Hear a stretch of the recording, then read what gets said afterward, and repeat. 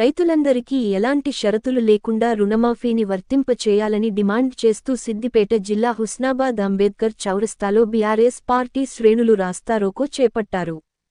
రాస్తారోకోలో మాజీ ఎమ్మెల్యే సతీష్ కుమార్ పాల్గొని పార్టీ శ్రేణులతో కలిసి నిరసన తెలిపారు.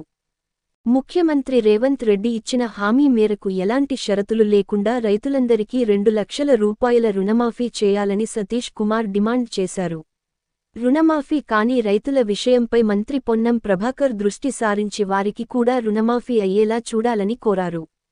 హుస్నాబాద్ నియోజకవర్గంలోని గౌరవెల్లి ప్రాజెక్టులో వెంటనే నీటిని నింపాలని డిమాండ్ చేశారు. బీఆర్ఎస్ ప్రభుత్వ హయాంలో హుస్నాబాద్లో మొదలుపెట్టిన అభివృద్ధి పనులను పూర్తి చేయడానికి అవసరమైన నిధులను సత్వరమే మంజూరు చేయాలన్నారు.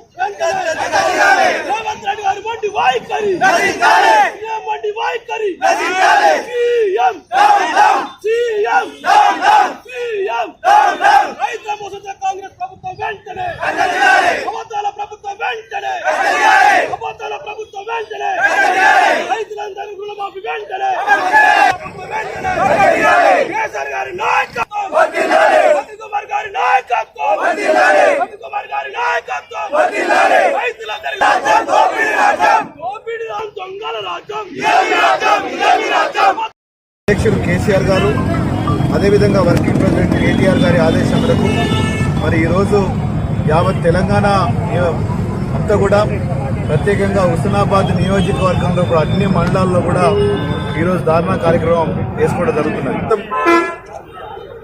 ప్రభుత్వం ఎప్పుడైతే ఎన్నికల్లో కూడా హామీ ఇచ్చిందో ఆ హామీలను మాత్రమే అమలు చేయమంటుంది తప్ప వేరే మేమేం మాట్లాడలేము. మీరు ఏమన్నారు? 9th డిసెంబర్ రోజు 2 లక్షల రూపాయల రుణమాఫీ రైతాంగానికి చేస్తాము అని చెప్పి మాట్లాడడం జరిగింది. మరి ఈరోజు ఒకసారి కనుక మనం లెక్క చూసుకుంటుంటే ఆ రోజు 40,000 కోట్ల రూపాయలు మాత్రమే రైతాంగానికి రుణమాఫీ అని చెప్పి మాట్లాడారు. ఆ తర్వాత 31,000 కోట్ల రూపాయలు మాత్రమే అని మాట్లాడారు. బడ్జెట్ లోపల 24,000 కోట్లు మాత్రమే పెట్టడం జరిగింది. మరి తీరా చూసుకుంటే 17,500 కోట్లు చేస్తున్నామని చెప్పన్నారు. మరి నిన్న డిప్యూటీ సీఎం గారు ఫైనాన్స్ మినిస్టర్ గారు ఇచ్చిన స్టేట్మెంట్ ప్రకారంగా కేవలం 7,500 రూపాయలు మాత్రమే రుణమాఫీ చేస్తామని చెప్పి ఇవాళ గౌరవ ముఖ్యమంత్రి గారు అదేవిధంగా గౌరవ మంత్రి గారు పొన్నం ప్రభాకర్ గారు వీరిద్దరిని చూస్తే మాకు మహాభారతం లోపల ఉత్తర ప్రగల్భాలు అనేది కనబడుతున్నారు. మాట్లాడేమో బాగా మాట్లాడతారు కానీ పనికి మాత్రం ఏ మాత్రం చేతగాని మనుషులు అని చెప్పి మాత్రం ఖచ్చితంగా నేను చెప్పదలుచుకునేవాళ్ళు. విషయం ఏంటంటే రుణమాఫీ గురించి ఎట్లాగో మీరు 2 లక్షల రూపాయలు మీరు చేస్తున్నారు కాబట్టి రుణమాఫీ 2 లక్షల రూపాయలు మీరు ప్రతి ఒక్క రైతు అకౌంట్ లో పడేదాకా తప్పకుండా మా పార్టీ ఇచ్చిన ఆదేశాల ప్రకారంగా రైతాంగం వెంబడి ఉంటాం, రైతులకు సహకరించుకుంటూ పోతాం.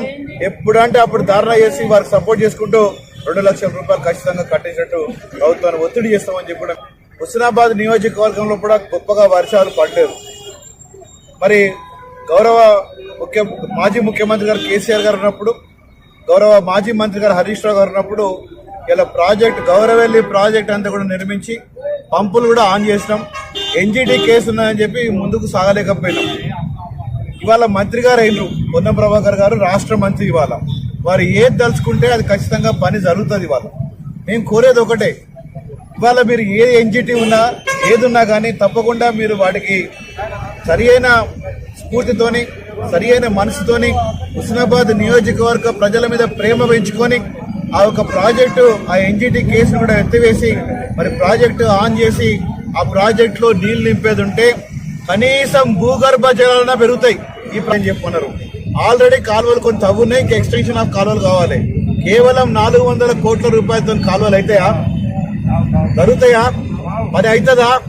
మరి ఎందుకు మీరు పెండింగ్ పెడుతున్నారని చెప్పి అడుగుతున్నాం. ఇవాళ మీరు నీళ్లు నింపి చూపించండి. నిజంగానే మీరు చాలా గొప్ప మంత్రి కనుక ఏది ఉంటే, నిజంగానే మీరు కనుక పేరు పోసిన మంత్రి కనుక ఏది ఉంటే, మీ మాటే కనుక రేవంత్ రెడ్డి గారు కనుక విధేది ఉంటే, మీరు నిజంగానే చాలా గొప్ప వ్యక్తి కనుక ఏది ఉంటే వారం రోజుల లోపల ఈ నెల ఆఖరు లోపల మీరు గౌరవెల్లి ప్రాజెక్ట్ లోపల నీళ్లు వదలాలి అని చెప్పి మేము కోరుతున్నాం. మహిళలకు ఫ్రీ బస్సులు పెట్టినరా మన రాష్ట్ర ప్రభుత్వం, మన మంత్రే కదా దానికి మంత్రి. నేను మంత్రి గారిని కోరినా ఇదివరకే మీరు ఫ్రీ బస్సులు పెట్టి సంతోషమయ్యా, కానీ బస్సులు పెంచండి అని చెప్పన్నా. పెంచినరా? బస్సులు పెంచిరానా? ఏమన్నా పెరిగినా? బస్సులు ఏ మాత్రం పెరగలేదు.